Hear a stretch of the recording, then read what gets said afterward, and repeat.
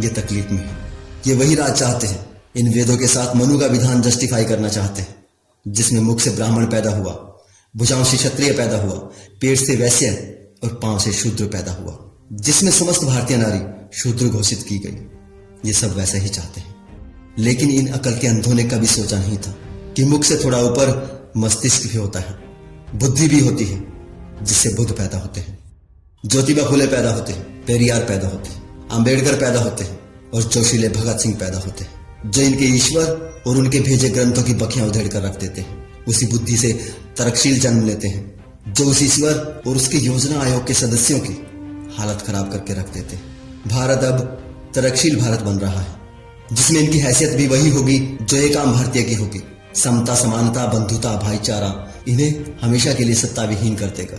यही वो मूल कारण है जो इन्हें सोने नहीं देता, बेचैन कर रहा है। इसलिए ही ये वो हर पैंतरा अपनाते हैं जिससे लोग इनके ग्रंथों से चिपके रहे, इन मुफ्तखोरों के लिए पैसा और प्रतिष्ठा जुटाते रहे। इनके पीछे लगा युवा वर्ग, मैं उसके लिए थोड़ी संवेदना रखता, क्योंकि ये वो भारतीय हैं जो वेदों पुराणों के अलावा भारत की भी चिंता करता है।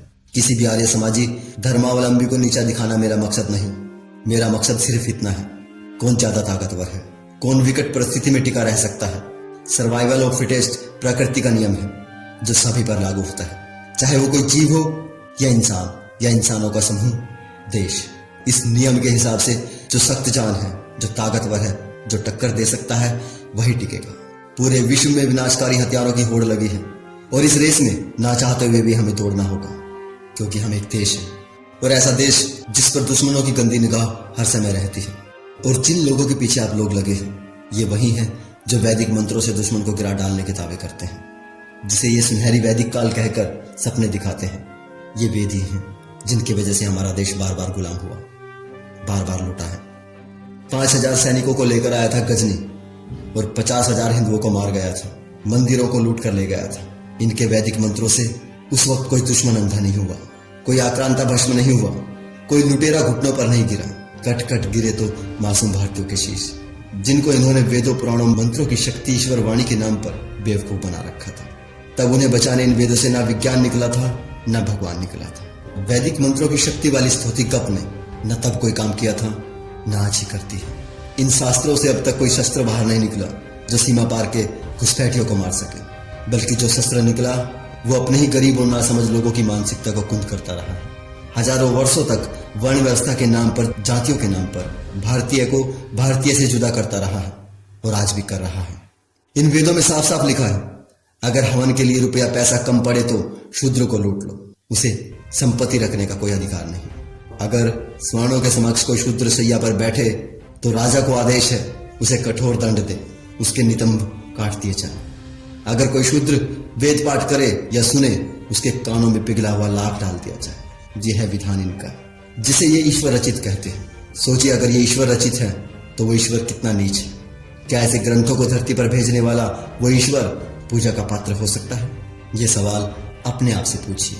ये वेद पुराण ग्रंथ किसी ईश्वर ने नहीं लिखे, ये वैदिक वैज्ञानिक खुद जानते हैं। इन वेदों में कोई भगवान नहीं, कोई विज्ञान नहीं। अगर वेदों में कोई विज्ञान होता तो ये कब का निकाल चुके होते। ये बहुत पुराना षड्यंत्र है, जिसे सदियों पहले भगवान का नाम लेकर फैलाया गया था, अब विज्ञान का नाम लेकर फैलाने की कोशिश की जा रही है। हमारा देश भुखमरी, गरीबी और बेरोजगारी से जूझ रहा है।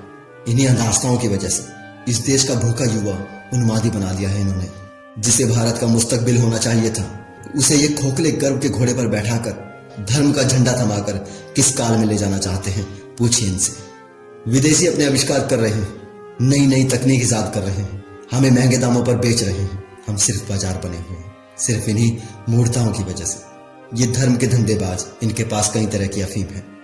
आस्था की अफीम, श्रद्धा की अफीम, गर्व की अफीम, देशभक्ति की अफीम, स्वदेशी की अफीम। ये तरह तरह की अफीम चटाकर आप लोगों को अपने पीछे लगाए रखना चाहते हैं। मेरा आपसे निवेदन है, सभी पूर्वाग्रहों को त्याग कर एक बार अपनी बुद्धि का इस्तेमाल करें। सोचिए, आज तक इन धर्म के धंधेबाजों ने इस देश को क्या दिया है? शोषण, गुलामी, भुखमरी, आक्रांताओं के हमले के सिवा। ये वहीं ले जाना चाहते हैं। ये बस किसी भी तरह अपनी सत्ता चाहते हैं। समय है दोस्तों, संभल जाइए। मानवता और वैज्ञानिक चिंतन के साथ देश को आगे बढ़ाइए। ये सभी धर्म कभी इंसान की जरूरत थे, परिवर्तन के लिए थे। आज ये दकियानुसी है। वो परिवर्तन हजारों साल पहले हो चुके हैं। आज फिर एक